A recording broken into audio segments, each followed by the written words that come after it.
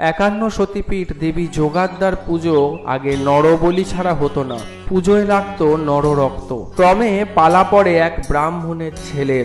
সেই ব্রাহ্মণ নরবলির আগের দিন রাত্রে তার ছেলেকে নিয়ে পালাতে শুরু করে। পালাতে পালাতে তারা এসে উপস্থিত হয় ক্ষীরগ্রামের প্রান্তে। তখন মাঝরাত, ব্রাহ্মণ একটু জিরিয়ে নিচ্ছিলেন।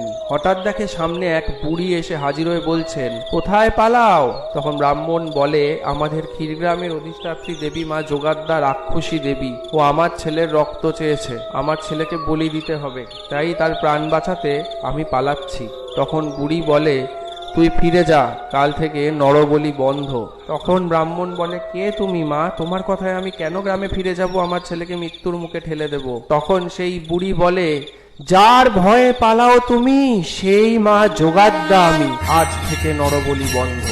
তারপর থেকে ক্ষীরগ্রামে নরবলি বন্ধ হয়ে যায়। জয় মা যোগাদ্দা।